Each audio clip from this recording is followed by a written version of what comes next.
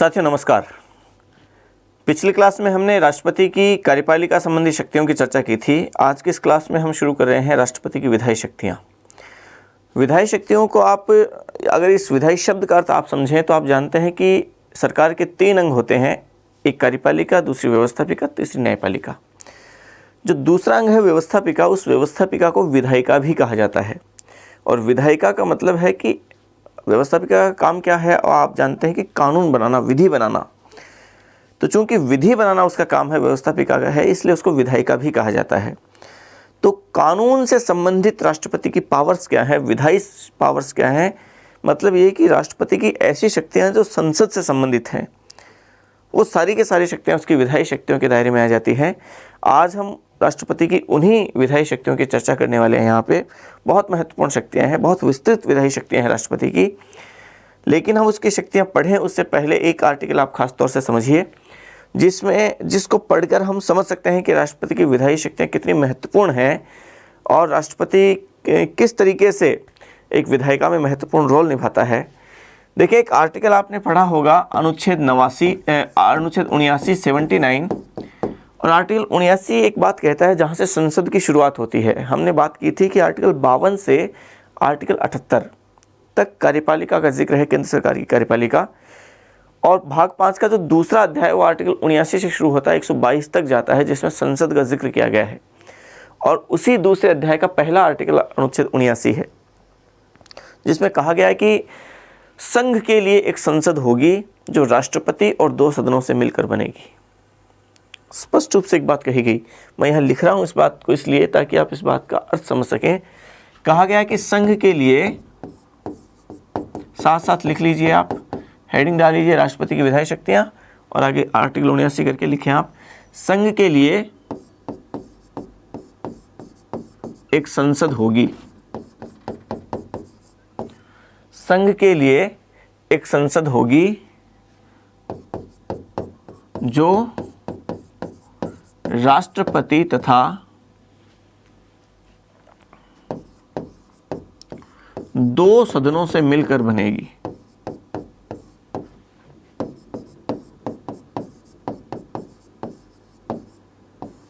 दो सदनों से मिलकर बनेगी। ये आर्टिकल 79 कहता है। उनके नाम लोकसभा राज्यसभा होंगे, ये बात भी कही गई, लेकिन हम फिलहाल इतना करते हैं क्योंकि हमें राष्ट्रपति की भूमिका को देखना है। इसका मतलब आर्टिकल 79 ने कहा कि संसद जो होगी उसमें एक तो होगा राष्ट्रपति और 2 होंगे सदन। तो संसद के अंग जो होंगे वो 3 होंगे, ये बात ये कहता है। जबकि सदन कितने होंगे? सदन 2 होंगे।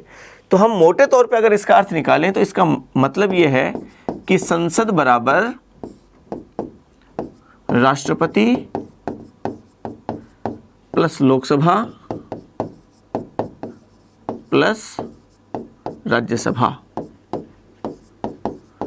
तो जब राष्ट्रपति संसद का एक अभिन्न अंग है, आर्टिकल 79 के अनुसार राष्ट्रपति संसद का एक अभिन्न अंग है, और यदि राष्ट्रपति संसद का एक अभिन्न अंग है तो उसकी संसद के संबंध में शक्तियां कितनी महत्वपूर्ण हो सकती है, इस बात का अंदाजा हम लगा सकते हैं। तो वीडियो को पॉज कीजिए यहाँ पे और ये बात लिख लीजिए।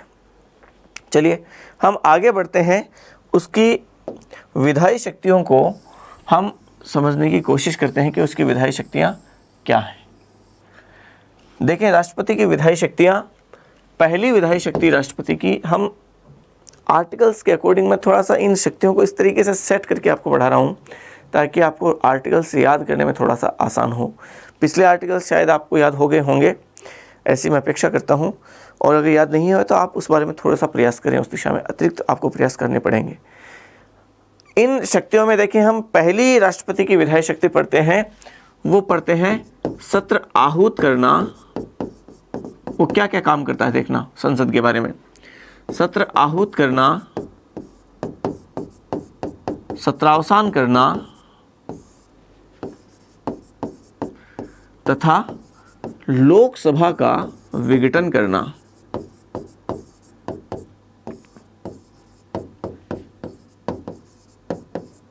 लोकसभा का विघटन करना।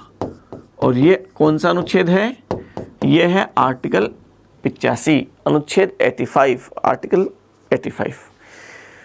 इस अनुच्छेद में ये 3 बातें कही गई है खास तौर से, और समझिए क्या है ये।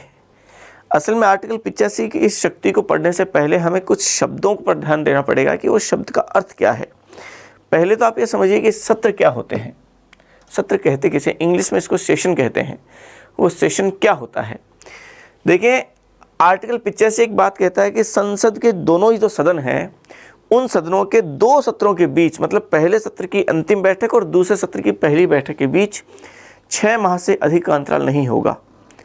इसका मतलब यह है कि सत्र है वो वर्ष में कम से कम 2 सत्र तो होने ही चाहिए। हालांकि कहा नहीं गया कि 2 सत्र होंगे, बस केवल इतना कहा गया कि 2 सत्रों के बीच 6 माह से अधिक का अंतराल नहीं होगा।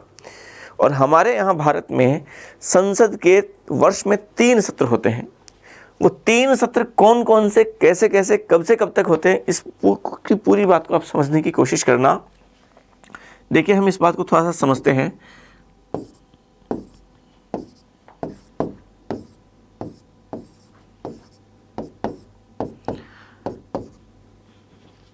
ये जो आप देख रहे हैं ये है महीने, जनवरी से लेकर दिसंबर तक जो सेशन चलते हैं संसद के, उसमें जो पहला सत्र चलता है वो पहला सत्र चलता है, आप जानते हैं, फरवरी से मई तक।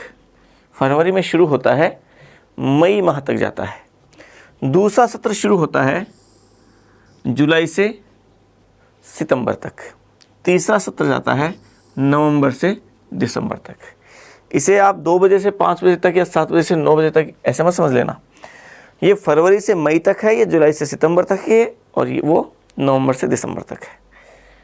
जो पहला सत्र है, उस पहले सत्र में मुख्यतः काम जो किया जाता है वो काम किया जाता है बजट निर्माण का। बजट बनता है, तो चूंकि बजट निर्माण इसका सब बहुत महत्वपूर्ण काम है इस सत्र का, इसलिए इस सेशन का नाम ही बजट सेशन है, बजट सत्र कहा जाता है। इस सत्र के समय चूंकि आप जानते हैं कि भारत में मानसून का समय रहता है, वर्षा ऋतु रहती है, तो इस सत्र का नाम भी मानसून सेशन या मानसून सत्र कह दिया गया। और चूंकि उस समय उत्तरी भारत में सर्दियों की ऋतु रहती है, तो इसलिए इस सत्र को शीतकालीन सत्र या विंटर सेशन वो कह दिया गया। तो 3 सत्र होते हैं ये आपके सामने। सत्र का मतलब संसद द्वारा कोई भी काम जो जिस अवधि में किया जाता है, जहाँ से शुरू करके जहाँ तक वो काम करती है, बैठती है लगातार, वो क्या कहलाता है? वो सत्र कहलाता है। ठीक है, सत्र की बात तो ये है। अब अच्छा, एक बात और समझिए कि इन 2 सत्रों के बीच की जो ये अवधि है, ये अवधि क्या कहलाती है? सत्रावकाश। क्योंकि ये 2 सत्रों के बीच में अवकाश है, छुट्टी है, इसलिए इसे सत्रावकाश कहा जाता है। तो सत्र 3 होते हैं तो सत्रावकाश भी 3 होते हैं। ये भी सत्रावकाश है और ये भी सत्रावकाश है, तो इसे सत्रावकाश कहा। 2 सत्रों के बीच की अवकाश की अवधि को सत्रावकाश कहा जाता है। ठीक है, फिर देखें, यहाँ से आप समझिए कि सत्र आहूत करना किसे कहते हैं और सत्र अवसान करना किसे कहते हैं। सत्र आहूत करने का मतलब बुलाना या शुरू करना। सत्र शुरू कहाँ से होगा? यहाँ से होगा। अच्छा, यहाँ से होगा का मतलब ये मत समझ लेना कि फरवरी की में 1 फरवरी से होगा, ज़रूरी नहीं है। फरवरी के लगभग 3 या 4 सप्ताह में और ये सत्र शुरू किया जाता है। तो यहाँ सत्र जब शुरू होगा तो इसे कहते हैं सत्र आहूत करना। सत्र आहूत, ये भी सत्र आहूत करना है और ये भी सत्र आहूत करना है। और ये जो सत्र आहूत करने की शक्ति है वो किसकी है? राष्ट्रपति। सत्र, ये कार्य जो है वो राष्ट्रपति का है, वो ये सत्र आहूत करने का काम करता है। सत्रावसान मतलब सत्र का अवसान करना, अवसान का मतलब समाप्त करना। यहाँ सत्र का अवसान करना, इसका मतलब ये मई की 31 तारीख नहीं है, मध्य मई तक जाता है लगभग। जिस दिन राष्ट्रपति घोषणा करेगा सत्र समाप्त हो जाएगा। ये सत्रावसान, ये भी सत्रावसान और ये भी सत्रावसान। तो ये चूंकि संसद से रिलेटेड काम है और ये काम राष्ट्रपति करता है, तो ये राष्ट्रपति की विधायी शक्ति के दायरे में आ गई। तो तीनों ही सत्र, उनकी शुरुआत भी राष्ट्रपति करेगा, बुलाएगा भी राष्ट्रपति, और उनको समाप्त भी राष्ट्रपति करेगा। आहूत भी राष्ट्रपति करेगा और उनका अवसान भी राष्ट्रपति करेगा। तो ये थोड़ा सा आप विशेष तौर पे ध्यान रखें। तो 2 शब्दावली आपने पढ़ी, एक शब्दावली और मैं आपके सामने थोड़ा सा रखता हूँ, शायद उस शब्दावली को आपने सुना तो है। एक शब्द है सदन को स्थगित करना, स्थगन। सदन को स्थगित करने की शक्ति किसकी है? सदन को स्थगित करने का कार्य किसका है? आहूत करने का कार्य राष्ट्रपति का है, सत्रावसान करने का कार्य राष्ट्रपति का है। लेकिन किसी भी सदन को स्थगित कौन करेगा? सदन को स्थगित करने का काम राष्ट्रपति नहीं करता है, बल्कि ये कार्य सदन का अध्यक्ष करता है। लोकसभा में लोकसभा अध्यक्ष, राज्यसभा में राज्यसभा का सभापति। तो ये जो काम है स्थगित करने का, ये काम पीठासीन का है। पीठासीन का मतलब सदन का अध्यक्ष। लोकसभा का पीठासीन स्पीकर होता है और राज्यसभा का पीठासीन सभापति होता है, वो पीठासीन करेगा। स्थगित करने का मतलब क्या हुआ? मान लीजिए यहाँ सदन की शुरुआत हुई, बैठक की शुरुआत हुई, सत्र आहूत हो गया, सत्र का आहूत हुआ है, शुरू हुआ है। 10 दिन, 15 दिन, 5 दिन जैसे सत्र चला, उसके बाद एक दिन ऐसा है कि सदन में हंगामा हो गया, या फिर ऐसी अवांछित घटना हो गई कि आगे सत्र की उस बैठक को जारी रखना संभव नहीं है, या फिर मान लीजिए किसी दिन इतने सदस्य ही नहीं आए, गणपूर्ति पूरी नहीं हुई कि सदन की कार्यवाही को शुरू किया जाए। तो उस दिन क्या करेगा? लोकसभा में लोकसभा अध्यक्ष, राज्यसभा में राज्यसभा का सभापति, पीठासीन क्या करेगा? उस दिन की बैठक को या फिर 2 घंटे के लिए, 3 घंटे के लिए, 2 दिन के लिए, 5 दिन के लिए, अनिश्चित काल के लिए, कितने समय के लिए स्थगित करना वो उसके विवेक पर निर्भर है, वो उसको स्थगित कर देगा। लेकिन वो बैठकों को स्थगित करता है, सत्र को स्थगित करने की शक्ति नहीं है उसमें। सत्र तो क्या होगा? अवसान होगा, वो राष्ट्रपति करेगा। ये खास तौर पे ध्यान रखना आपको। तो सदन की बैठक को स्थगित करने की पावर वो पीठासीन में है, जबकि आहूत और अवसान करने का काम राष्ट्रपति करता है। तो ये 2 चीजें तो आपने पढ़ी। तीसरी बात और समझिए, लोकसभा का विघटन करना। तो देखिए, लोकसभा का विघटन करने का मतलब है लोकसभा को डिसॉल्व करना, लोकसभा को भंग करना, और ये पावर है वो राष्ट्रपति की है। हालांकि राष्ट्रपति इस शक्ति का प्रयोग अपने विवेक से नहीं करता, बल्कि वो प्रधानमंत्री की सलाह से ऐसा काम करता है कि जब भी प्रधानमंत्री उसे सलाह दे, वो लोकसभा को विघटित कर सकता है। अच्छा, लोकसभा को विघटित तो राष्ट्रपति करेगा, राज्यसभा को विघटित कौन करेगा? तो ध्यान रखें, राज्यसभा आर्टिकल 83 कहता है कि राज्यसभा एक स्थायी सदन है। मतलब ये कि उसका विघटन नहीं किया जा सकता, उसको भंग नहीं किया जा सकता। तो भंग केवल लोकसभा होती है, राज्यसभा नहीं होती। और लोकसभा को भंग करने की शक्ति राष्ट्रपति की है, जो कि वो प्रधानमंत्री की सलाह से करता है।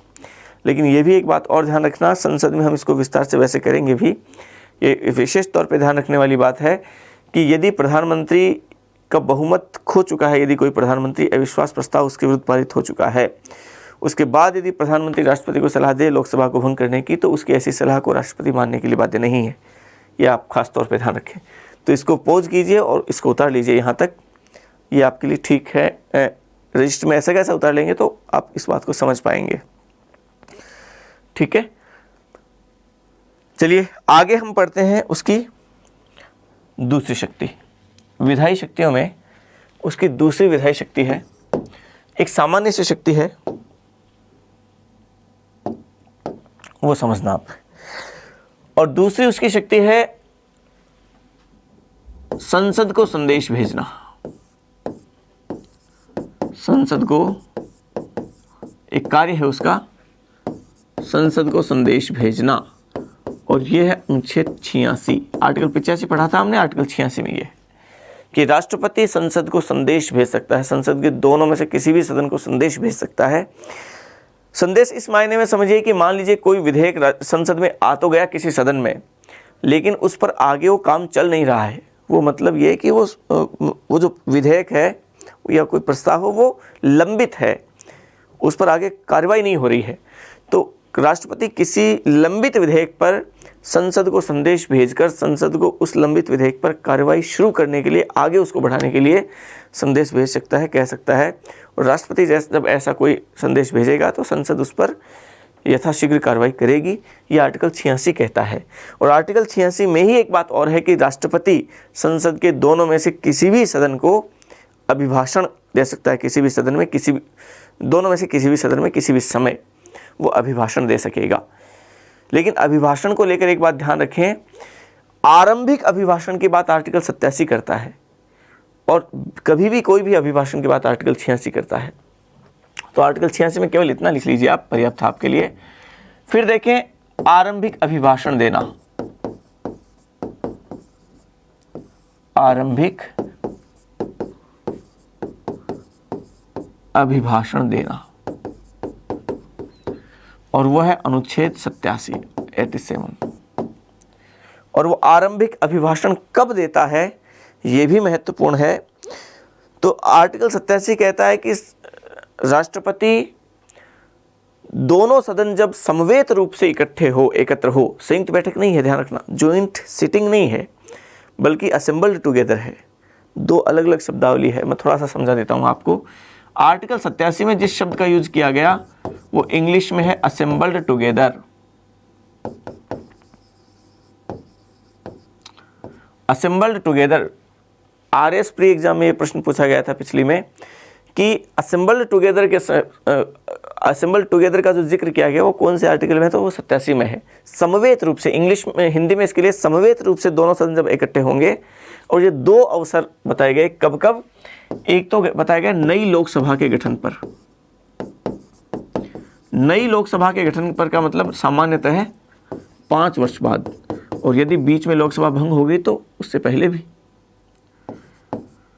लोकसभा चुन के आएगी नई, और नई लोकसभा चुन के आएगी तो वो जो उसका गठन होगा उस अवसर पे दोनों सदन समवेत रूप से इकट्ठे होंगे, उसे संयुक्त बैठक नहीं कहते। संयुक्त बैठक तो आर्टिकल 108 में है, और उसके लिए जो शब्द यूज किया गया वो जॉइंट सिटिंग है इंग्लिश में, ये ध्यान रखना है। ये तो संयुक्त बैठक है, जबकि ये आर्टिकल 87 की बात करता है समवेत रूप से एकत्र होने की। जब वो असेंबल्ड टुगेदर होंगे ऐसी, और कब कब होंगे, नई लोकसभा के गठन पर एक तो, और दूसरी बात आर्टिकल 87 में स्पष्ट रूप से कहा गया है, एक तो नई लोकसभा के गठन पर, और दूसरा प्रतिवर्ष पहले सत्र के शुरू में, और वर्ष का पहला सत्र कौन सा होता है आप जानते हैं, वर्ष का पहला सत्र बजट सत्र है।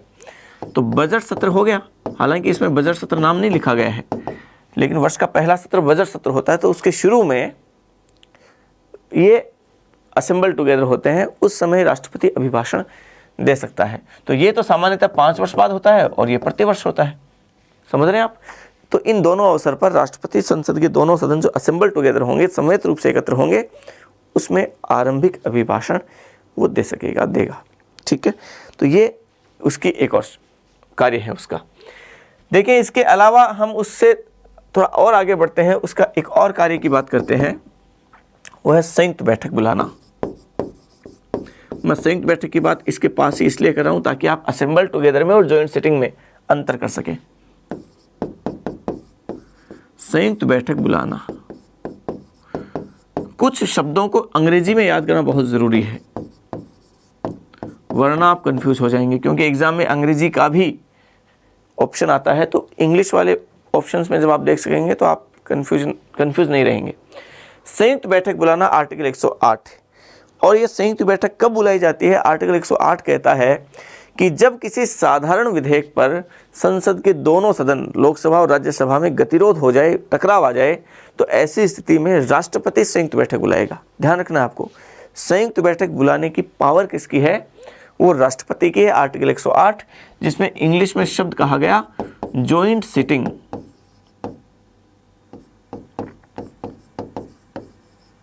ध्यान रखना है ये। और कब बुलाएगा, ये बहुत विशेष बात है। किसी साधारण विधेयक पर, विधेयक कई प्रकार के होते हैं, हम बात करेंगे आगे वित्त विधेयक की, धन विधेयक की, संविधान संशोधन विधेयक की। तो किसी साधारण विधेयक की स्थिति में यदि लोकसभा और राज्यसभा, यदि दोनों में टकराव है, दोनों यदि एक दूसरे के विरोधी हैं, दोनों में किसी बात पे सहमति नहीं बन पा रही है, तो ऐसी स्थिति में राष्ट्रपति उन दोनों के बीच सहमति बनाने के लिए संयुक्त बैठक बुलाता है आर्टिकल 108 के तहत। और उस संयुक्त बैठक में क्या होता है कि दोनों सदन एक साथ बैठते हैं, और दोनों सदनों की जो बैठक एक साथ होगी, उसमें जो निर्णय किया जाएगा वो निर्णय बहुमत से किया जाता है। और चूंकि दोनों सदनों के सदस्य एक साथ बैठे, तो यहाँ एक बात और ध्यान रखना, जब लोकसभा प्लस राज्यसभा एक साथ बैठेंगे, ये संयुक्त बैठक हुई, तो ऐसी स्थिति में अब इसकी अध्यक्षता तो एक ही व्यक्ति करेगा, बुलाएगा तो ये राष्ट्रपति बैठक, लेकिन अध्यक्षता तो एक ही व्यक्ति करेगा। तो अब ये लोकसभा का अध्यक्ष इसकी अध्यक्षता करे या राज्यसभा का अध्यक्ष इसकी अध्यक्षता करे, तो इसके लिए ध्यान रखें इस संयुक्त बैठक की अध्यक्षता कौन करेगा? वो अध्यक्षता स्पीकर करेगा। और ये जो बात कही गई संयुक्त बैठक बुलाएगा राष्ट्रपति 108 में है और उसकी अध्यक्षता लोकसभा अध्यक्ष करेगा, ये जो कहा गया ये कही गई है बात आर्टिकल 118 में। ये भी आप थोड़ा सा ध्यान रखें, 108 में संयुक्त बैठक बुलाने की बात है, 118 में उसकी अध्यक्षता स्पीकर करेगा, ये बात है। और इसका जो निर्णय किया जाएगा वो इन दोनों सदनों के जो सदस्य एक साथ उपस्थित होंगे, वहाँ पे दोनों सदनों के सभी सदस्यों के बहुमत से किया जाएगा जो उपस्थित हैं। तो यहाँ पर चूँकि लोकसभा की सदस्यों की संख्या ज़्यादा होती है तो अपनी सदस्य संख्या के बल पर लोकसभा राज्यसभा की तुलना में अधिक शक्तिशाली वो हो जाती है। तो ये मोटे तौर पर संयुक्त बैठक है। अब तक ऐसा अवसर आया है 3 बार। पहला अवसर आया 1961 में, दूसरा अवसर आया 1978 में और तीसरा अवसर आया 2002 में। 3 बार हुआ है जब संयुक्त बैठक हुई है। और एकमात्र ऐसे व्यक्ति जो इन तीनों बैठकों में उपस्थित थे वो थे अटल बिहारी वाजपेयी। वो एकमात्र व्यक्ति हैं जो तीनों बैठकों में उपस्थित रहे। तो आप दूसरा बिंदु आपने लिख लिया, तीसरा बिंदु आपने लिख लिया, आरंभिक अभिभाषण देना, अनुच्छेद 87। आरंभिक अभिभाषण देना में ये जरूर लिख लेना कि आरंभिक अभिभाषण में 2 अवसर पे ये असेंबल टुगेदर होते हैं, नई लोकसभा के गठन पर और पहले सत्र के शुरू में राष्ट्रपति अभिभाषण देता है, आरंभिक अभिभाषण। ये चीज़ें जरूर लिख लेना। चौथे ये शक्ति लिखें संयुक्त बैठक बुलाना, अनुच्छेद 108। इसको मैं थोड़ा सा आपको सिस्टम से लिखा देता हूँ, कोष्टक में लिख लेना। इसमें जॉइंट सिटिंग लिखना है, इसमें असेंबल टुगेदर लिखना है। लिखें संयुक्त बैठक बुलाना, अनुच्छेद 108 लिखें। किसी साधारण विधेयक पर संसद के दोनों सदनों के बीच गतिरोध होने की दशा में, दोनों सदनों के बीच गतिरोध होने की दशा में उस गतिरोध को दूर करने हेतु राष्ट्रपति अनुच्छेद 108 के तहत संयुक्त बैठक बुलाता है। अनुच्छेद 108 के तहत संयुक्त बैठक बुलाता है। संयुक्त बैठक के आगे कोष्टक में लिखना है जॉइंट सिटिंग, संयुक्त बैठक बुलाता है, जिसमें दोनों सदनों के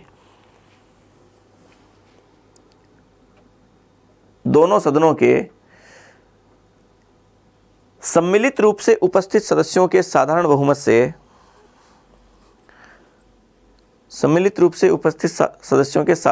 से निर्णय किया जाता है।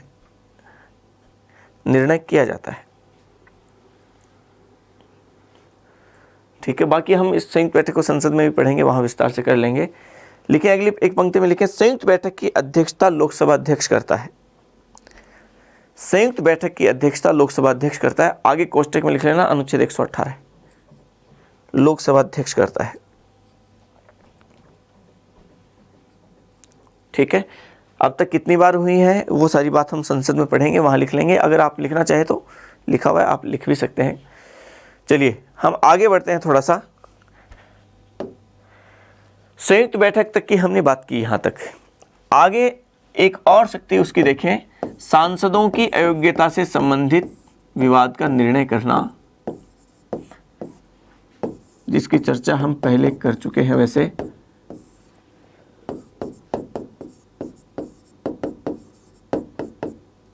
सांसदों की अयोग्यता से संबंधित विवाद का निर्णय करना। समझिए इस बात को, कौन सा आर्टिकल है ये? अनुच्छेद 103। थोड़ा सा ध्यान से समझना इसको। देखिए हमारे यहां संसद सदस्यों की योग्यताओं का जिक्र किया गया है अनुच्छेद 84 में। एक आर्टिकल है 84 जिसमें कहा गया कि कौन व्यक्ति संसद का सदस्य बन सकता है, चुनाव लड़ सकता है। आर्टिकल 84 कहता है। तो इसमें तो कही गई है योग्यताएं, लेकिन एक आर्टिकल और है, आर्टिकल 102, जिसमें दिया गया है कि कौन व्यक्ति संसद के सदस्य का चुनाव नहीं लड़ सकता या उसकी अयोग्यताएं क्या है, निरर्हताएं क्या है, और यदि कोई व्यक्ति संसद का सदस्य बनने के बाद भी यदि उसमें वो अयोग्यताएं आ गई तो वो संसद का सदस्य बना नहीं रह सकता, उसमें वो अयोग्यता आ गई तो उसे हटना पड़ेगा। आर्टिकल 102 ये बात कहता है अयोग्यता की, इसमें योग्यताएं हैं, इसमें अयोग्यताएं हैं। और उसके बाद में एक आर्टिकल है आर्टिकल 103 जो कहता है कि सांसदों में यदि किसी प्रकार की कोई अयोग्यता से संबंधित कोई विवाद हुआ तो ऐसी स्थिति में उसके उस विवाद का निर्णय कौन करेगा, उसके उस विवाद का निर्णय राष्ट्रपति करेगा। लेकिन आपके जो प्रश्न पूछेंगे वो सीधे सीधे ये नहीं पूछेंगे, वो प्रश्न ये पूछेंगे कि सांसदों की अयोग्यता से संबंधित विवाद का निर्णय राष्ट्रपति किसकी सलाह से करता है, प्रश्न ये पूछा जाएगा। क्योंकि एग्जामिनर जानता है कि स्टूडेंट्स गलती कहाँ करते हैं, और चूंकि आपने अब तक हर बात में ये पढ़ा है कि राष्ट्रपति कोई भी काम करता है वो प्रधानमंत्री की सलाह से ही करता है, तो आपको लगेगा कि ये तो बहुत आसान है और आप इसका उत्तर करेंगे प्रधानमंत्री, जबकि ये उत्तर हो जाएगा आपका गलत। आर्टिकल 103 में स्पष्ट रूप से सीधे सीधे कहा गया है कि राष्ट्रपति ऐसा निर्णय करेगा वो चुनाव आयोग की सलाह से करेगा, निर्वाचन आयोग की सलाह से करेगा। चुनाव आयोग कौन सा, भारत का राष्ट्रीय चुनाव आयोग है, वो आर्टिकल 324 में जो दिया गया है। तो राष्ट्रपति ऐसा निर्णय निर्वाचन आयोग की सलाह से करेगा, ये स्पष्ट रूप से कहा गया है और प्रश्न यही पूछेंगे आपको। तो खास बात ध्यान रखनी है, ये इसमें आपको चुनाव आयोग की सलाह से करेगा, ये खास तौर पे ध्यान रखना है। तो लिखिए आप एक बात, सांसदों की अयोग्यता से संबंधित विवाद का निर्णय अनुच्छेद 103 लिख लिया आपने, लिखिए आगे। सांसदों की अयोग्यता से संबंधित, इस लाइन के आगे लिखना है नीचे कि सांसदों की अयोग्यता से संबंधित विवाद का निर्णय राष्ट्रपति चुनाव आयोग की सलाह से करता है, चुनाव आयोग की सलाह से करता है। और चुनाव आयोग को अंडरलाइन कर लेना, डिब्बे में लिख लेना, ये ज़्यादा महत्वपूर्ण है। अच्छा, एक बात और भी यहाँ पे है, मैं यहाँ पे थोड़ा सा बताता चलता हूँ, हालांकि हम उसको लिखेंगे नहीं यहाँ पे, वो संसद पढ़ेंगे वहाँ लिख लेंगे। आपको पता होगा कि 10वीं अनुसूची में दल बदल संबंधी अयोग्यता भी दी गई, दल बदल।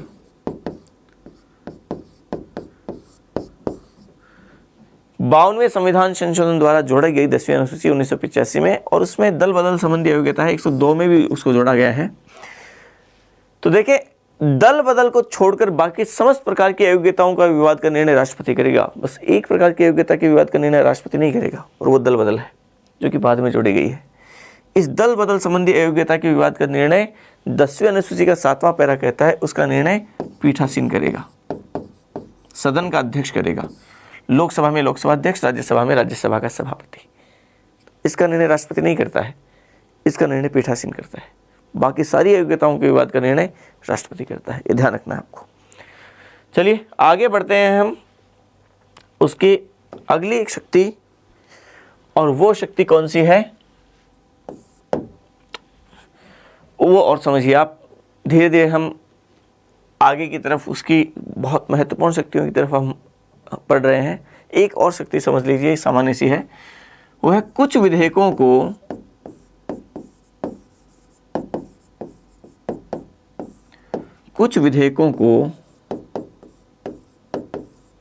पेश करने से पूर्व राष्ट्रपति की पूर्व अनुमति आवश्यक। देखिए, राष्ट्रपति की पूर्व अनुमति से ही कुछ विधेयकों को पेश किया जा सकता है। ये जरूरी है कि उन विधेयकों को पेश करने से पहले राष्ट्रपति की पूर्व अनुमति ली जाए। सारे विधेयक ऐसा नहीं है। कौन कौन से विधेयक है? HM एग्जाम 2018 में ये प्रश्न पूछा गया था, तो ध्यान रखें, एक जो है वो तो है किसी नए राज्य के निर्माण से संबंधी विधेयक, नए राज्य के गठन से संबंधी विधेयक। कोई राज्य ही नया बना रहे हैं तो बगैर राष्ट्रपति की पूर्व अनुमति के ऐसा विधेयक नहीं लाया जा सकता, पहली बात। दूसरा है किसी राज्य के नाम में या उसकी सीमा में या उसके क्षेत्र में कोई भी मान लीजिए परिवर्तन कर रहे हैं, तो तो उस परिवर्तन संबंधी विधेयक वो राष्ट्रपति की पूर्व अनुमति से ही लाया जा सकेगा। ठीक है। तीसरा है धन विधेयक। धन विधेयक को राष्ट्रपति की पूर्व अनुमति से ही लाया जा सकता है, ऐसे नहीं ला सकते। और चौथा है वित्त विधेयक। देखें, वित्त विधेयक में ध्यान रखें, वित्त विधेयक असल में 3 प्रकार के होते हैं। एक तो धन विधेयक, दूसरा वित्त विधेयक फर्स्ट और तीसरा वित्त विधेयक सेकंड। तो वित्त विधेयक, धन विधेयक और वित्त विधेयक फर्स्ट, उसको तो राष्ट्रपति की पूर्व अनुमति जरूरी है उसके लिए, लेकिन वित्त विधेयक सेकंड के लिए राष्ट्रपति की पूर्व अनुमति जरूरी नहीं है। इसलिए यदि एग्जाम में ये चारों ये कहते हैं कि निम्नलिखित में से कौन सा विधेयक लाने के लिए राष्ट्रपति की पूर्व अनुमति की आवश्यकता नहीं है, मान लीजिए, और ये चारों ऑप्शन दें, तो फिर आपका इसके लिए ज़रूरी है वैसे राष्ट्रपति की पूर्व अनुमति, लेकिन चारों ऑप्शन में ये दे दें चारों, तो फिर आपका उत्तर ये होगा कि इसके लिए ज़रूरी नहीं है, क्योंकि वित्त विधेयक सेकंड में ज़रूरी नहीं होती। वित्त विधेयक फर्स्ट में तो ज़रूरी है, वित्त विधेयक सेकंड में ज़रूरी है। अब वित्त विधेयक फर्स्ट और सेकंड क्या है वो हम संसद में करेंगे। तो अगर चारों यही ऑप्शन आए तो फिर आपको ये उत्तर करना होगा। फिर ये ध्यान रखें, आप फिर ये नहीं कह सकते कि आपने तो ये लिखाया था कि वित्त विधेयक में राष्ट्रपति की पूर्व अनुमति ज़रूरी है। HM एग्जाम में भी ऐसा ही था। तो ये वित्त विधेयक सेकंड में चूंकि राष्ट्रपति की पूर्व अनुमति की जरूरत नहीं है, इसलिए ये उसका प्रतिनिधित्व कर लेगा यहाँ पे। ये थोड़ा सा ध्यान रखना है। ठीक है। तो ये इसका एक शक्ति उसकी ये भी है कि वो पूर्व अनुमति जरूरी है कुछ विधेयकों को पेश करने से पहले। अब यहाँ पे देखें, एक बहुत महत्वपूर्ण शक्ति उसकी आने वाली है, वो है संसद द्वारा पारित विधेयकों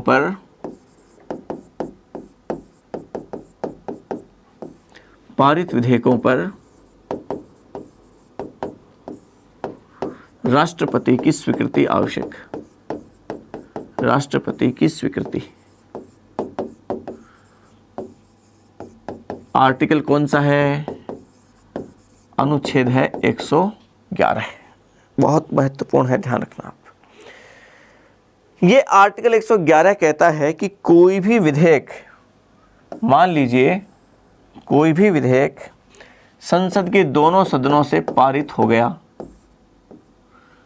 लेकिन पारित होने के बाद अब वो जाएगा राष्ट्रपति के पास।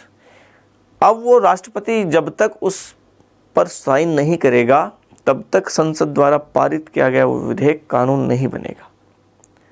तो राष्ट्रपति के पास बहुत महत्वपूर्ण पावर है, ये आर्टिकल 111 कहता है। देखिए कैसे होगा, पूरी प्रोसेस में यहाँ पे थोड़ा सा आपको बता देता हूँ, थोड़ा सा धैर्य के साथ इसको सुनिएगा। हम बात करते हैं तीनों ही प्रकार के विधेयकों की, यहाँ पे बात कर लेते हैं। सबसे पहले समझिए कि साधारण विधेयक कैसे पारित होगा। इस साधारण विधेयक को समझना आप।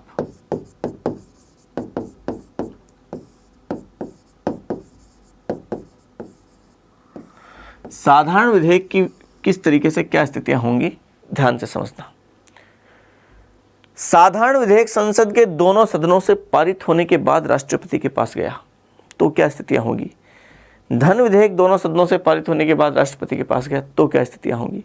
और संविधान संशोधन विधेयक दोनों सदनों से पारित होने के बाद राष्ट्रपति के पास गया तो क्या स्थितियां होंगी, समझना आप। मान लीजिए साधारण विधेयक की स्थिति में ये होता है कि तीनों का हम समझ लेंगे। विधेयक है, यहां समझना आप, यहां वित्त विधेयक का समझ लेंगे हम, वहां संविधान संशोधन विधेयक का समझ लेंगे। साधारण विधेयक के संबंध में दोनों सदनों से कोई विधेयक पारित हुआ और पारित होने के बाद यह गया राष्ट्रपति के पास। यह राष्ट्रपति है। अब आर्टिकल 111 के तहत गया और राष्ट्रपति 111 के तहत साधारण विधेयक में क्या क्या कर सकता है वो समझना आप। राष्ट्रपति इस साधारण विधेयक को स्वीकृत कर सकता है। स्वीकृत कर देगा यदि तो कानून बन जाएगा, साइन कर देगा कानून बन जाएगा। तो वो राष्ट्रपति इसे स्वीकृत कर सकता है, कोई दिक्कत नहीं है। अस्वीकृत कर सकता कि नहीं कर सकता, अपनी स्वीकृति रोक सकता कि नहीं रोक सकता, तो वो इसे अस्वीकृत भी कर सकता है। यदि उसने अपनी स्वीकृति रोकी तो विधेयक समाप्त हो जाएगा। और तीसरा, वो इसे पुनर्विचार के लिए लौटा सकता कि नहीं लौटा सकता।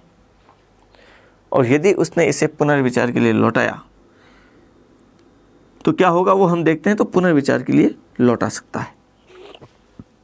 3 ऑप्शन हैं उसके पास, या तो स्वीकृति दे, या स्वीकृति रोके, या पुनर्विचार के लिए लौटाए। 3 ऑप्शन है। राष्ट्रपति ने स्वीकृति दी, कानून बन गया, स्वीकृति रोकी, कानून नहीं बना, और यदि पुनर्विचार के लिए लौटाए तो क्या होगा। मान लीजिए, समझना, यदि राष्ट्रपति ने इससे पुनर्विचार के लिए लौटा दिया, समझ रहे हैं आप, यदि संसद के दोनों सदन राष्ट्रपति द्वारा पुनर्विचार के लिए लौटाए गए विधेयक को वापस से पारित कर दें, दोबारा पारित कर दें, पहले भी साधारण बहुमत से किया था, दोबारा भी साधारण बहुमत से पारित कर दें, चाहे वैसे का वैसा करें, चाहे कुछ संशोधन के साथ करें, लेकिन यदि उसे पारित कर दिया और ये वापस यदि राष्ट्रपति के पास आया, तो अब राष्ट्रपति को उसे स्वीकृत करना ही होगा। अब वो उसे स्वीकृति देने हेतु बाध्य है। तो ध्यान रखें, इसे स्वीकृति रोकने को कहते हैं आत्यंतिक वीटो, हम आगे पढ़ेंगे एक बिंदु में, और पुनर्विचार के लिए लौटाने को कहते हैं निलंबनकारी वीटो। इन शब्दों को फिलहाल समझने की जरूरत नहीं, वो हम आगे वीटो पावर पढ़ेंगे, वहाँ कर लेंगे इसको। तो आप मोटे तौर पे मेरे ख्याल से समझ पा रहे हैं, स्वीकृत कर सकता है, अस्वीकृत कर सकता है और पुनर्विचार के लिए लौटा सकता है, तीनों स्थितियाँ हैं। लेकिन पुनर्विचार के लिए लौटाएगा, वापस पारित करके भेज दिया यदि, तो अब उसे स्वीकृति देनी होगी। दूसरा है धन विधेयक।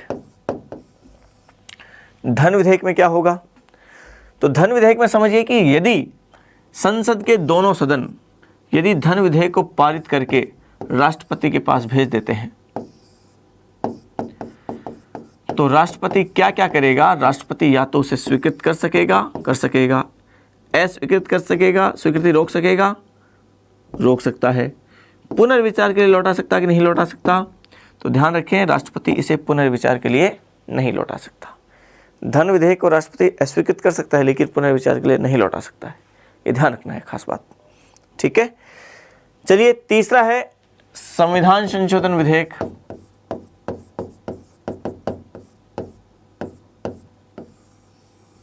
संविधान संशोधन विधेयक दोनों सदनों से पारित हुआ, मान लीजिए, और गया राष्ट्रपति के पास। तो अब राष्ट्रपति इसमें क्या कर सकता है, तो देखें 24वें संविधान संशोधन में स्पष्ट रूप से लिख दिया गया आर्टिकल 368 में कि संविधान संशोधन विधेयक वो राष्ट्रपति के पास जाएगा तो वो इसे स्वीकृति देगा, अस्वीकृत नहीं कर सकता और पुनर्विचार के लिए भी नहीं लौटा सकता। ये खास बात ध्यान रखें, तीनों विधेयकों का ध्यान रखें आप। साधारण विधेयक तीनों चीज़ें कर सकता है, धन विधेयक में पहली 2 चीज़ें कर सकता है, पुनर्विचार के लिए नहीं लौटा सकता, और संविधान संशोधन विधेयक में उसे स्वीकृति देनी ही होगी। वो ना उसे अस्वीकृत कर सकता है और ना इसे पुनर्विचार के लिए लौटा सकता है। और ये जो किया गया, ये किया गया है इसमें 24वें संविधान संशोधन। RS प्री एग्जाम 2013 में पूछा गया था प्रश्न, कौन से संविधान संशोधन द्वारा ऐसा किया गया, तो 24वां संविधान संशोधन 1971 द्वारा ऐसा किया गया है। ये ध्यान रखना है आपको, उसे स्वीकृति देनी ही पड़ेगी संविधान संशोधन विधेयक पर। तो एक बार तो इसको पॉज करके आप इसको उतार भी सकते हैं, और इसको ज़्यादा आसान तरीके से याद करने के लिए, अच्छा वित्त विधेयक के बारे में आपके ऐसा और होगा कि वित्त विधेयक नहीं लिखा, तो ध्यान रखें वित्त विधेयक पर सारी कौन से विधेयक की बातें लागू होगी, धन विधेयक की नहीं होगी, साधारण विधेयक की लागू होगी। तो वित्त विधेयक को ये तीनों चीज़ें कर सकता है, वो ध्यान रखना है आपको। चलिए एक मैं इसके लिए एक सारणी बना देता हूँ, वहाँ से आप इसको ज़्यादा अच्छे से और समझ पाएंगे, ज़्यादा अच्छे से याद कर पाएंगे। लंबे समय तक के लिए याद करने की आपको आवश्यकता होगी नहीं। देखें, ये सारणी बना लीजिए आप।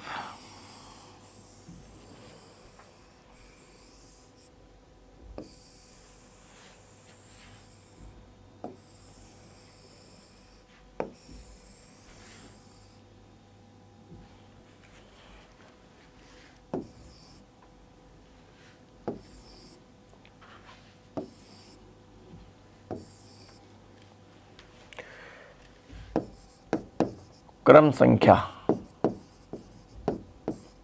तो 1, 2 और 3 विधेयक, और विधेयक कितने हैं, विधेयक 3 है। एक तो है साधारण विधेयक,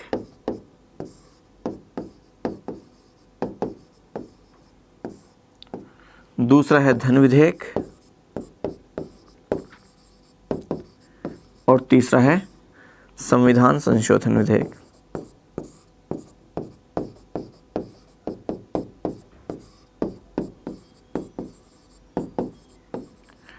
3 विधेयक आपके पास है। 3 ऑप्शंस हैं। पहला ऑप्शन है स्वीकृत, दूसरा ऑप्शन है अस्वीकृत और तीसरा ऑप्शन है पुनर्विचार।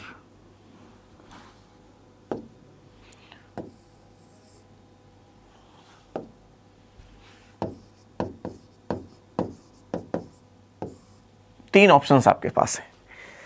तो देखिए बहुत आसानी से याद रह जाएगा ये। हम इसे थोड़ा याद करते हैं। साधारण विधेयक को राष्ट्रपति स्वीकृत कर सकता है कि नहीं कर सकता? कर सकता है। अस्वीकृत कर सकता है, पुनर्विचार के लिए लौटा सकता है। 3 ऑप्शंस खुले। धन विधेयक को स्वीकृत कर सकता है, अस्वीकृत कर सकता है, पुनर्विचार के लिए नहीं लौटा सकता। और संविधान संशोधन विधेयक को वो स्वीकृत कर सकता है, ना वो अस्वीकृत कर सकता है और ना ही वो पुनर्विचार के लिए लौटा सकता है। मतलब ये पहले में तीनों, दूसरे में पहले 2, तीसरे में केवल 1। क्रम ये ध्यान रखना है, स्वीकृत, अस्वीकृत, पुनर्विचार, फिर कोई दिक्कत नहीं है। ये क्रम याद रखें, साधारण, धन और संविधान संशोधन, फिर कोई दिक्कत नहीं है। इस वीडियो को पॉज कीजिए और ये ऐसे कैसे उतार लीजिए, आपको एकदम पक्का याद हो जाएगा। लेकिन नीचे आगे एक नोट ज़रूर लिखना है। नोट लिखें, वो मैं लिखा देता हूँ। पहले आप वीडियो को पॉज करके ये उतारिए, उसके बाद नोट लिखें। चलिए लिखें नोट। 24वें संविधान संशोधन 1971 द्वारा, 24वें संविधान संशोधन 1971 द्वारा अनुच्छेद 368 में यह संशोधन कर दिया गया, अनुच्छेद 368 में यह प्रावधान कर दिया गया कि संविधान संशोधन विधेयक पर राष्ट्रपति अनिवार्य रूप से स्वीकृति देगा। राष्ट्रपति अनिवार्य रूप से स्वीकृति देगा। ठीक है, मतलब वो बाध्य कर दिया गया उसके लिए। हाँ, तो ये एक शक्ति हमने पढ़ी थी। इसके आगे हम पढ़ते हैं उसकी विधायी शक्तियों में। आगे की एक शक्ति और भी पढ़ लेते हैं।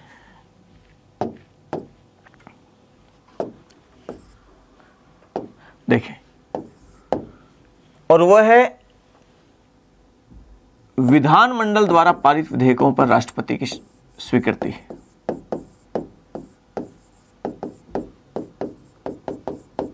विधानमंडल द्वारा पारित विधेयकों पर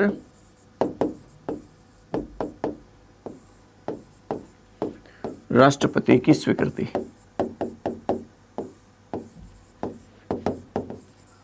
और ये आर्टिकल कौन सा है? अनुच्छेद 201। इसकी छोटी सी एक बात समझिए पहले। देखिए, जिस तरीके से केंद्र में दोनों सदनों से पारित होने के बाद विधेयक जाता है राष्ट्रपति के पास, वैसे राज्य में एक सदन भी हो सकता है, 2 सदन भी हो सकते हैं। मान लीजिए 2 सदन है या 1 सदन, जो भी स्थिति है, दोनों से पारित होने के बाद वो जाएगा राज्यपाल के पास। ध्यान से समझना इस बात को। यहाँ ये राज्यपाल है, राज्य की स्थिति बता रहा हूँ मैं। और राज्यपाल के पास ये जो जाता है वो जाता है आर्टिकल 200 के तहत। ये अनुच्छेद 200 है, 200 के तहत जा रहा है। राज्यपाल इसके ऊपर 4 परिस्थितियां उसकी वो काम कर सकता है। क्या कर सकता है? एक तो वो स्वीकृत कर सकता है, दूसरा अस्वीकृत कर सकता है, तीसरा उसे पुनर्विचार के लिए लौटा सकता है और चौथा वो इसे राष्ट्रपति के विचारार्थ भी भेज सकता है।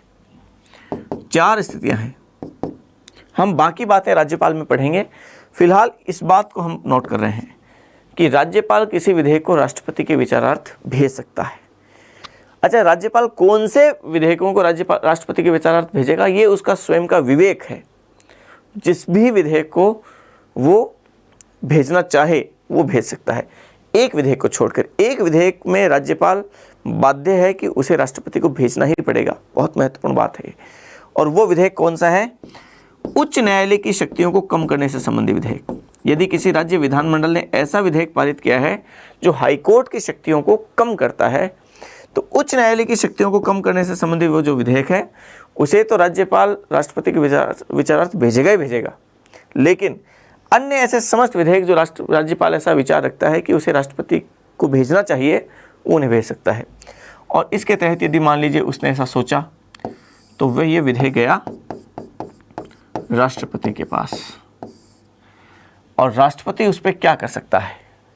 तो राष्ट्रपति के पास 3 पावर हैं। राष्ट्रपति स्वीकृत कर सकता है, अस्वीकृत और पुनर्विचार के लिए लौटाना। तो यहाँ पे भी तीनों स्थितियां हैं। साधारण विधेयक पर राष्ट्रपति तीनों स्थितियां कर सकता है। साधारण विधेयक की स्थिति ये है। अच्छा, राष्ट्रपति के पास जाता है, ये आर्टिकल 201 के तहत जाता है। जाता तो 200 के तहत है, लेकिन राष्ट्रपति इस पर कोई भी निर्णय करेगा 201 के तहत करेगा। तो साधारण विधेयक की स्थिति में तो वो तीनों स्थितियां हैं, स्वीकृत कर सकता है, अस्वीकृत कर सकता है, पुनर्विचार के लिए लौटा सकता है। धन विधेयक की स्थिति में स्वीकृत कर सकता है, अस्वीकृत कर सकता है, अस्वीकृत कर सकता है, पुनर्विचार के लिए नहीं लौटा सकता। और संविधान संशोधन विधेयक की स्थिति में क्या होगा, तो वो आप जानते हैं, संविधान संशोधन की शक्ति राज्यों को होती नहीं है। राज्य विधानमंडल ऐसा कोई विधेयक पारित कर ही नहीं सकती। संविधान संशोधन की शक्ति तो केवल संसद की है। तो यहाँ ये 2 स्थितियाँ हैं, वो आपको खास तौर पे ध्यान रखनी है कि साधारण विधेयक पे वो तीनों स्थितियाँ कर सकता है, धन विधेयक पे पुनर्विचार के लिए नहीं लौटा सकता। मान लीजिए राष्ट्रपति ने पुनर्विचार के लिए लौटाया, एक स्थिति समझना आप ध्यान से, पुनर्विचार के लिए लौटाया, तो ये वापस आएगा राज्य विधानमंडल में। दोनों सदनों ने, या यदि एक सदन है तो उस एक सदन ने उस विधेयक को वैसे का वैसा या फिर कुछ संशोधन के साथ यदि वापस पारित कर दिया, तो ये जाएगा वापस राष्ट्रपति के पास। अब राष्ट्रपति उससे स्वीकृत करने हेतु बाध्य है कि नहीं है, बताएं आप।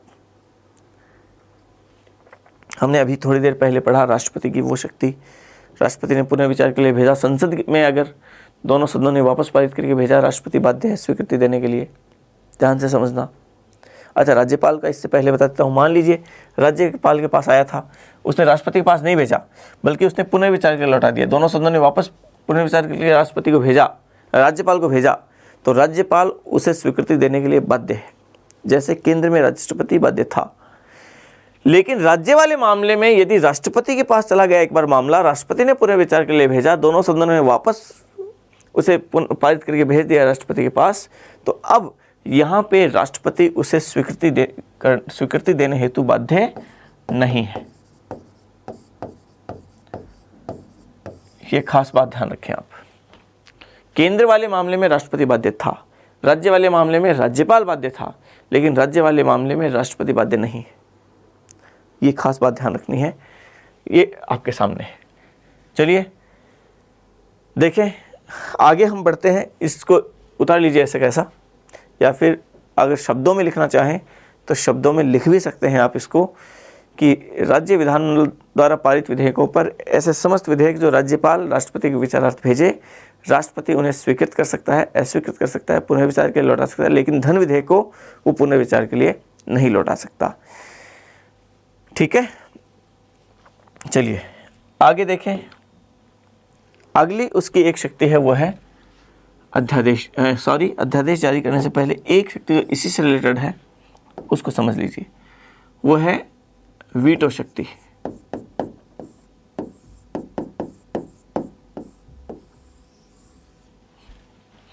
वीटो शक्ति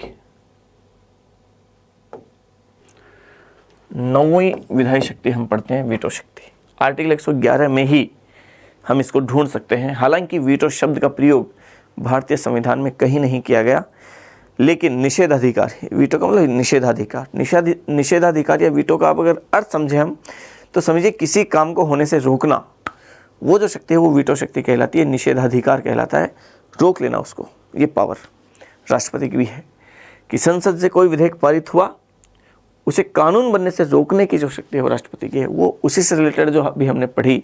हम अब कुछ शब्दों को समझ लेते हैं। हालांकि इन तीनों ही शब्दों का प्रयोग संविधान में कहीं नहीं किया गया, हमने वो नाम दे दिया है बस। उसकी वीटो शक्ति, पहली वीटो शक्ति है वो है आत्यंतिक वीटो।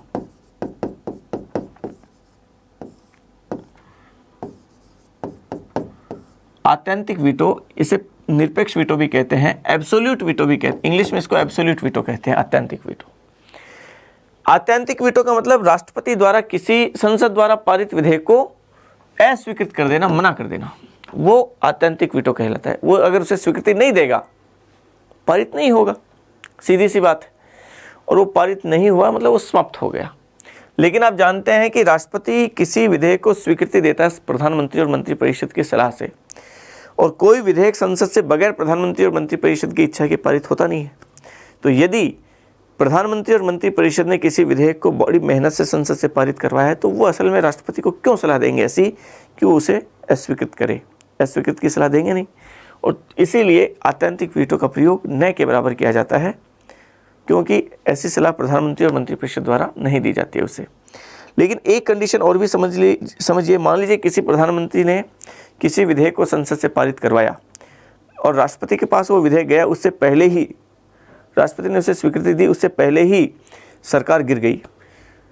उसी लोकसभा से नया प्रधानमंत्री बना, नई मंत्री परिषद आई, और वो प्रधानमंत्री जो नया आया है उसने यदि पूर्व प्रधानमंत्री द्वारा पारित करवाए गए उस विधेयक पर राष्ट्रपति को सलाह दी कि उसे अस्वीकृत कर दिया जाए, तो ऐसी स्थिति में राष्ट्रपति उसे अस्वीकृत कर देगा। तो इसलिए इन चीज़ों को शामिल किया गया है, वो ध्यान रखें आप।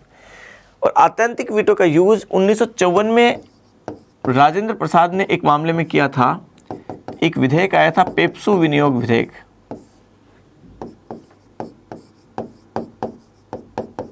पेप्सू विनियोग विधेयक, इस पेप्सू विनियोग विधेयक पर राष्ट्रपति ने आत्यंतिक वीटो का यूज किया था। 1954 है ये, ध्यान रखें, ठीक है। दूसरा मैं लिखा दूंगा, ये आप एक बार सुन लीजिए। दूसरा है निलंबनकारी वीटो।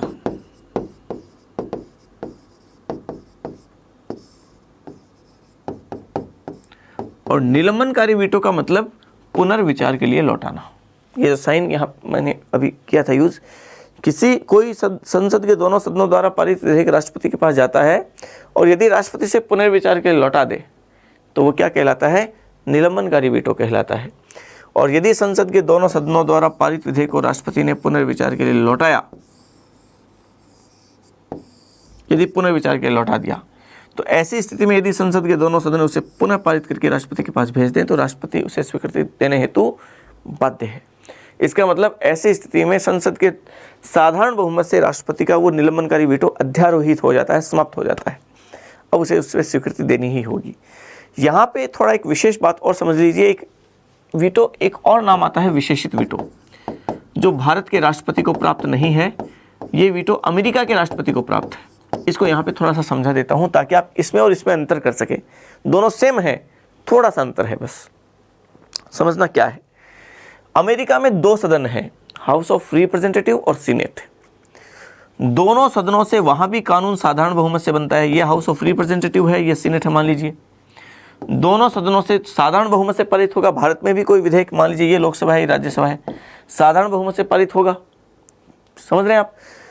पारित होकर ये गया अमेरिका के राष्ट्रपति के पास और भारत में गया ये भारत के राष्ट्रपति के पास, ये भारत के राष्ट्रपति के पास चला गया।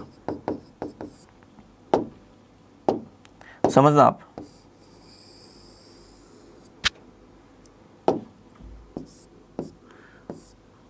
ये भारत के राष्ट्रपति के पास ये विधेयक गया। अब समझिए कि भारत का राष्ट्रपति इसे पुनर्विचार के लिए भेजेगा। ये शक्ति अमेरिका के राष्ट्रपति को भी प्राप्त है, सेम है। लेकिन भारत के राष्ट्रपति की ये पावर कहलाती है निलंबनकारी वीटो और अमेरिका के राष्ट्रपति की ये पावर कहलाती है विशेषित वीटो। क्या अंतर है वो समझना आप। अब यहाँ पे भी साधारण विधेयक से पारित हुआ था, यहाँ पे भी साधारण विधेयक से पारित हुआ था पहली बार। लेकिन इस दूसरी बार जब राष्ट्रपति ने पुनर्विचार के लिए भेजा है संसद के दोनों सदन यदि इसे उसी साधारण बहुमत से, पहली बार भी साधारण बहुमत, दोबारा भी यदि साधारण बहुमत से पारित करके भेज दें तो राष्ट्रपति उसे स्वीकृति देने के लिए बाध्य है। जबकि अमेरिका में राष्ट्रपति ने पुनर्विचार के लिए लौटाया, पहली बार यह साधारण बहुमत से पारित हुआ था, लेकिन अब यदि संसद के दोनों सदनों को इसे पारित करना है तो अब उन्हें विशेष बहुमत से पारित करना पड़ेगा। अब साधारण बहुमत से काम नहीं चलेगा, दोबारा इसे विशेष बहुमत से ही पारित करना पड़ेगा। मतलब यह कि राष्ट्रपति का ये विशेषित वीटो विशेष बहुमत से समाप्त होगा। अब इसे विशेष बहुमत चाहिए और यदि विशेष बहुमत से पारित करके भेज दिया तो अब अमेरिका का राष्ट्रपति उसे स्वीकृति देने के लिए बाध्य है, उसे स्वीकृति देनी ही पड़ेगी। तो बाध्य तो दोनों है, लेकिन यहाँ ये साधारण बहुमत से पारित होता है दोबारा, यहाँ ये विशेष बहुमत से पारित होता है दोबारा। ये अंतर है दोनों में, खास तौर से बड़ा अंतर। चलिए आगे समझते हैं हम एक प्रकार का वीटो और वो वीटो कौन सा?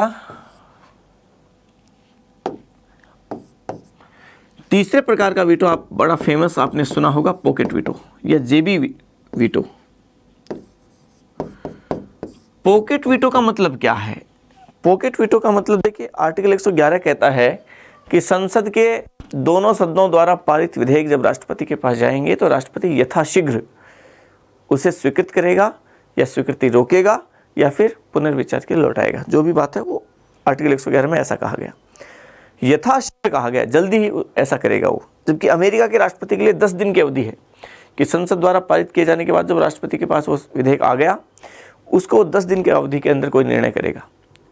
10 दिन की अवधि फिक्स कर दी, समझ रहे हैं आप? मतलब 10 दिन की अवधि में कुछ ना कुछ उसे निर्णय लेना ही पड़ेगा। भारत के राष्ट्रपति के लिए ऐसी कोई अवधि का निर्धारण नहीं किया गया है, और चूंकि अवधि का निर्धारण नहीं किया गया है तो मान लीजिए कोई राष्ट्रपति के पास कोई विधेयक आया, उसने स्वीकृत कर दिया तब तो ठीक है, अस्वीकृत कर दिया तो भी ठीक है, निर्णय ले लिया, लेकिन उसने उस विधेयक को रख लिया, वो ना तो उसे स्वीकृत कर रहा है और ना ही अस्वीकृत कर रहा है, तो कोई निर्णय नहीं हुआ। तो ऐसी स्थिति में जब तक वो उसे स्वीकृत नहीं करेगा तब तक तो वो कानून नहीं बनेगा, और जब तक वो अस्वीकृत नहीं करेगा तब तक वो विधेयक समाप्त नहीं होगा। तो इसका मतलब यदि संसद द्वारा पारित किसी विधेयक पर राष्ट्रपति कोई प्रतिक्रिया ना करे, कोई भी निर्णय ना ले और उसे अपने पास रख ले, तो ऐसी स्थिति में वो विधेयक लटक जाता है। समझ रहे हैं आप? वो ना तो समाप्त होगा ना ही पारित होगा। तो ऐसी स्थिति में ये माना जाता है कि राष्ट्रपति ने उसे क्या कर लिया है, अपनी जेब में रख लिया है, उसने इसे अपनी जेब में रख लिया है, कोई निर्णय नहीं हुआ है। ठीक है, तो ये इसका मतलब ये मत समझना है कि राष्ट्रपति जैसे ही भारत का राष्ट्रपति बनेगा उसे अपना कोई जेब बड़ा बनाना पड़ेगा विधेयक रखने के लिए। इसका मतलब कोई निर्णय नहीं लिया है उसने उसके ऊपर, ये पॉकेट वीटो है। असल में 1986 में स्थिति आई एक बार ऐसी, जब क्या हुआ कि ज्ञानी जेल सिंह भारत के राष्ट्रपति थे,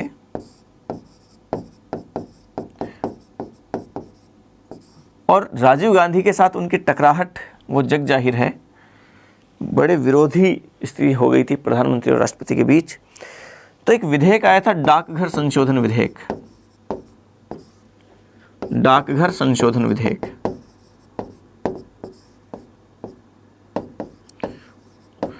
इस डाकघर संशोधन विधेयक 1986 में जब राष्ट्रपति के पास ये पारित होके गया संसद से, तो राष्ट्रपति ने उस पर कोई प्रतिक्रिया नहीं की, मतलब पॉकेट वीटो का यूज़ किया। पॉकेट वीटो का यूज़ करने का मतलब इस वीटो का यूज़ नहीं किया जाता, कुछ नहीं कर रहे हैं, बस बैठे आराम से हाथ पे हाथ धरे, पॉकेट वीटो हो गया। तो ये पॉकेट वीटो, ज्ञानी जेल सिंह, पॉकेट वीटो में वीटो का यूज़ नहीं करना पड़ता है, ये समझना आप, कुछ भी नहीं करना पड़ता है। कुछ किया इसका मतलब तो पॉकेट वीटो हुआ ही नहीं ना। तो ये फिर बाद में 1989 में जब बाद में 1987 में राष्ट्रपति चेंज हो गए थे, राष्ट्रपति बन के आए थे आर वेंकटरमन, तो फिर 1989 में उन्होंने इस विधेयक को पुनर्विचार के लौटाया वापस, और लोकसभा में वो पारित नहीं हो पाया, ये बात अलग है। तो पॉकेट वीटो का यूज़ एक बार किया गया है, ज्ञानी जेल सिंह ने किया। तो लिखें आप वीटो शक्ति, लिखें एक नंबर पे आत्यंतिक वीटो, कोष्टक में लिख सकते हैं इंग्लिश में एब्सोल्यूट वीटो, एब्सोल्यूट वीटो,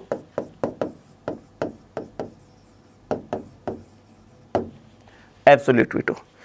लिखें राष्ट्रपति द्वारा किसी विधेयक को अस्वीकृत कर देना आत्यंतिक वीटो कहलाता है। राष्ट्रपति द्वारा किसी विधेयक को अस्वीकृत कर देना आत्यंतिक वीटो कहलाता है। थोड़ा जल्दी लिखा रहा हूँ, अगर जल्दी नहीं लिख पा रहे हैं तो वीडियो को पॉज करके आप थोड़ा सा आराम से लिख सकते हैं। लिखिए अगली पंक्ति में 1954 में डॉक्टर राजेंद्र प्रसाद ने पेप्सो विनियोग विधेयक पर इस वीटो का प्रयोग किया था। 1954 में डॉक्टर राजेंद्र प्रसाद ने पेप्सो विनियोग विधेयक पर इस वीटो का प्रयोग किया था। पेप्सू को आप इंग्लिश में लिखना चाहें तो ये पेप्सू है, पेप्सी मत लिख लेना। पेप्सू का मतलब Patiala and east Punjab states union, उस समय का हिमाचल प्रदेश और पंजाब वाला एरिया, ये पेप्सू। चलिए दूसरा लिखें निलंबनकारी वीटो। लिखें किसी विधेयक को राष्ट्रपति द्वारा पुनर्विचार के लिए लौटाना किसी विधेयक को राष्ट्रपति द्वारा पुनर्विचार के लिए लौटाना निलंबनकारी वीटो कहलाता है। निलंबनकारी वीटो कहलाता है। पुनर्विचार के लिए लौटाना निलंबनकारी वीटो कहलाता है। लिखें अगली पंक्ति में, इसी में लिखना है, राष्ट्रपति द्वारा पुनर्विचार के लिए लौटाए गए विधेयक को यदि संसद साधारण बहुमत से पुनः पारित कर दे तो राष्ट्रपति उसे स्वीकृति देने हेतु बाध्य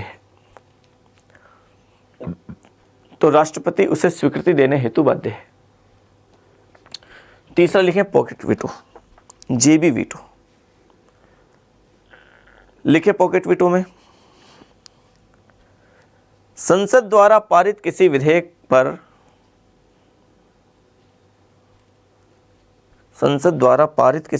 पर राष्ट्रपति द्वारा कोई प्रतिक्रिया न करना, अर्थात न उसे स्वीकृत करना और ना ही अस्वीकृत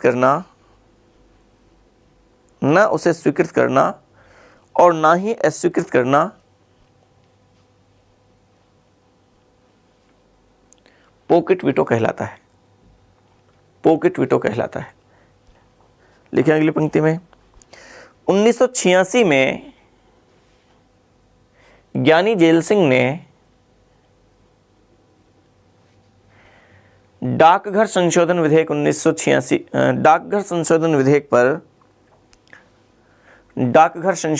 पर इस वीटो का प्रयोग किया था। प्रयोग किया था का मतलब प्रयोग करना नहीं पड़ता है, इन्होंने कोई प्रतिक्रिया नहीं की थी, प्रयोग किया। ठीक है, अंत में देखें, विधायी शक्तियों में एक शक्ति और वो शक्ति समझिए, अध्यादेश जारी करना।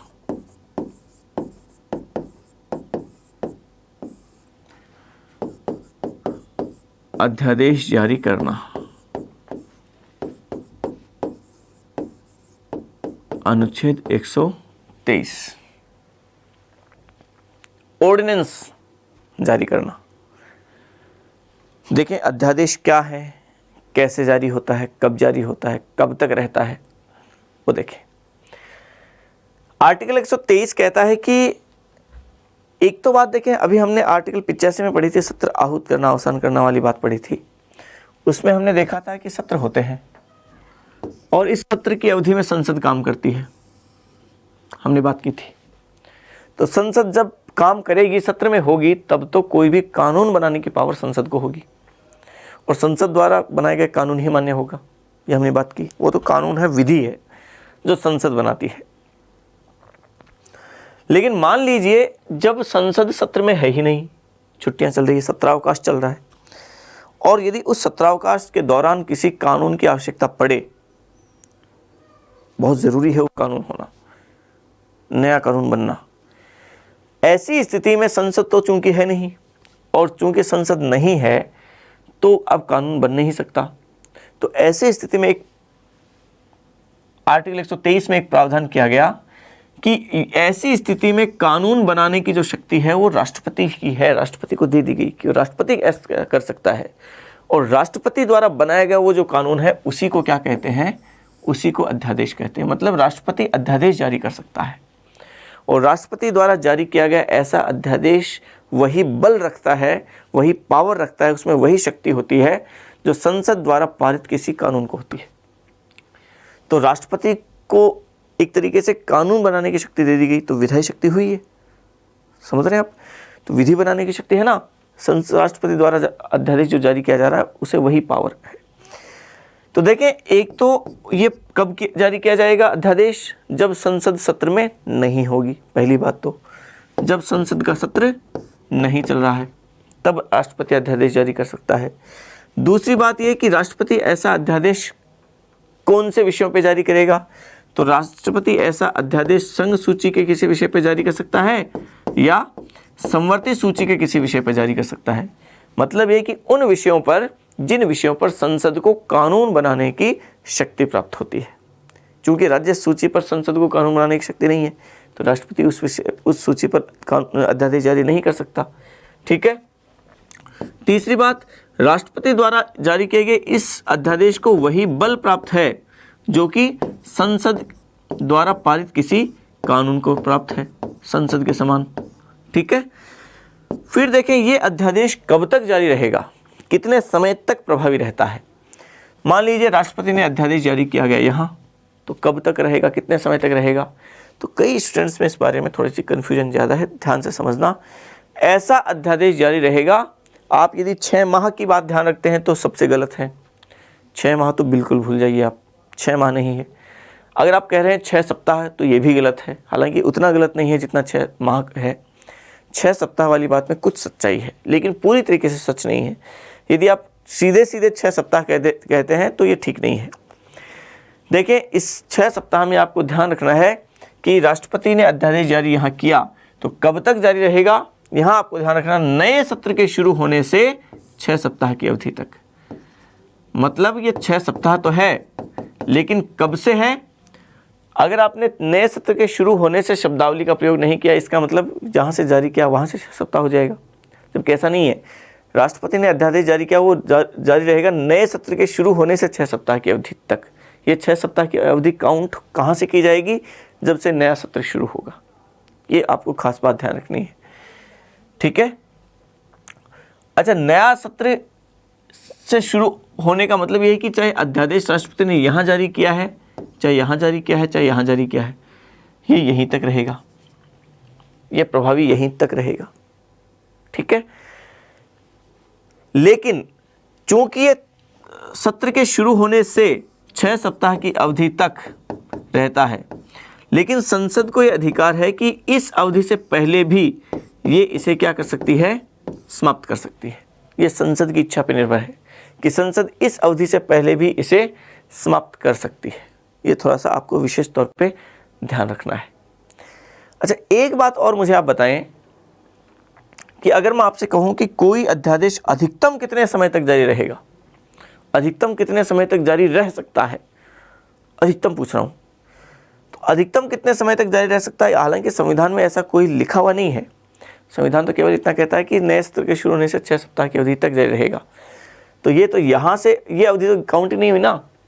अगर हम कहें कोई अध्यादेश अपने जारी होने की तिथि से अधिकतम कितने समय तक जारी रह सकता है, तो वो हम इसकी अगर गणित निकालें तो आर्टिकल 85 में हमने पढ़ा कि पहले सत्र की अंतिम बैठक और दूसरे सत्र की पहली बैठक के बीच ये अवधि अधिकतम कितनी हो सकती है। हालांकि इतनी है नहीं भारत में फिलहाल, लेकिन हो कितनी सकती है हम उसकी बात कर रहे हैं। ये 6 माह हो सकती है। ये अंतिम बैठक और इसकी पहली बैठक के बीच अधिकतम समय वो 6 माह का हो सकता है। और आर्टिकल 123 कहता है कि अध्यादेश वो नए सत्र के शुरू होने से 6 सप्ताह की अवधि तक जारी रहता है। तो कोई अध्यादेश अधिकतम कितनी अवधि तक जारी रह सकता है, अगर हम इसकी चर्चा करें तो हम ये मान लेते हैं कि जिस दिन सत्र समाप्त हुआ उसके जस्ट अगले दिन सुबह सुबह ये अध्यादेश जारी कर दिया राष्ट्रपति ने, तो ये अवधि अधिकतम कितनी हो सकती है, 6 माह, और ये अवधि 6 सप्ताह है। तो कोई अध्यादेश अधिकतम की अगर हम बात करें तो कितने समय तक जारी रह सकता है, 6 माह व 6 सप्ताह, दोनों साथ हैं। 6 माह 6 सप्ताह की अवधि तक जारी रह सकता है। ये अधिकतम अवधि है, लिखा नहीं गया कहीं, लेकिन हम निकालें अगर इसको तब की बात है।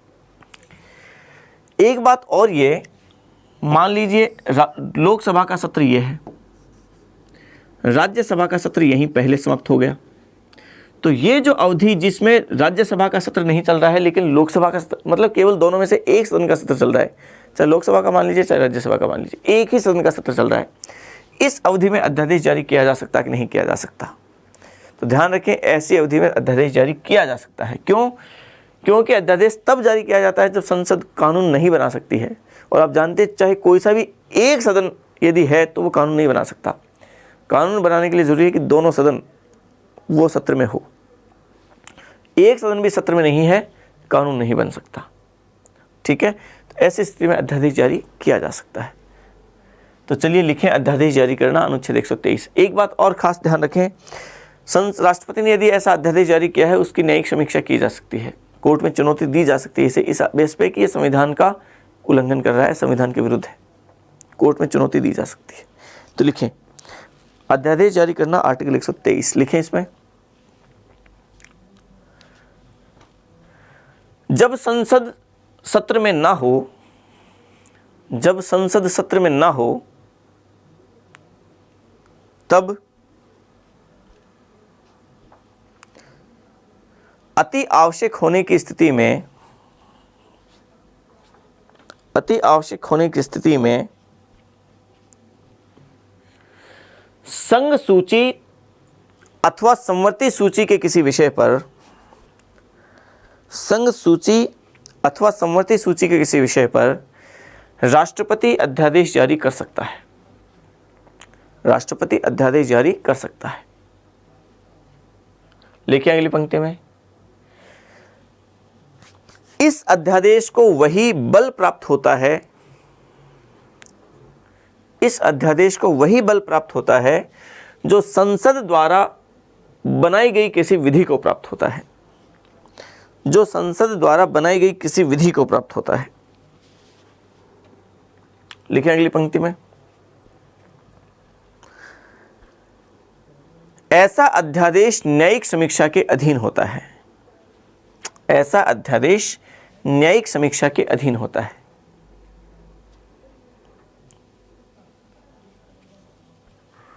लिखें अगली पंक्ति में, वीडियो को पॉज कर करके लिखते चले जाएं। लिखें अगली पंक्ति में, ऐसा अध्यादेश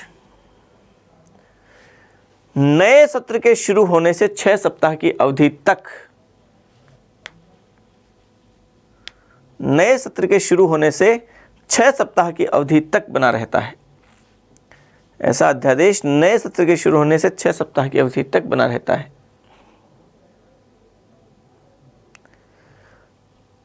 लेकिन संसद इस अवधि से पूर्व भी इसे समाप्त कर सकती है, लेकिन संसद इस अवधि से पूर्व भी इसे समाप्त कर सकती है, इसे समाप्त कर सकती है। और ये बात हम वैसे लिख लेते हैं थोड़ा सा, कोई अध्यादेश अधिकतम, अधिकतम की बात कर रहा हूं मैं, कोई अध्यादेश अधिकतम 6 माह अथवा 6 माह तथा 6 सप्ताह की अवधि तक जारी रह सकता है। हर अध्यादेश नहीं रह सकता। यदि सत्र 6 माह से पहले ही आ गया तो स्थिति नहीं होगी। ये तो वो स्थिति है जब अधिकतम की बात है। ये कोई अध्यादेश अधिकतम 6 माह और 6 सप्ताह की अवधि तक जारी रह सकता है, और वरना नए सत्र के शुरू होने से 6 सप्ताह की अवधि तक। ठीक है, ये अध्यादेश जारी करने की शक्ति आर्टिकल 123 के है, राष्ट्रपति की शक्ति है। राष्ट्रपति की विधायी शक्तियाँ हमने पढ़ी। पिछली क्लास में हमने राष्ट्रपति की कार्यपालिका संबंधी शक्तियाँ पढ़ी थी। अगली क्लास में हम उसकी न्यायिक और वित्तीय शक्तियाँ ये पढ़ेंगे, दोनों एक ही क्लास में हो जाएगी। तो उसकी सामान्यकालीन शक्तियाँ मोटे मोटे तौर पे हम पढ़ चुके होंगे। अगली क्लास में फिर आपसे मुलाकात होगी, तब तक के लिए विदा लेता हूँ। जय हिंद।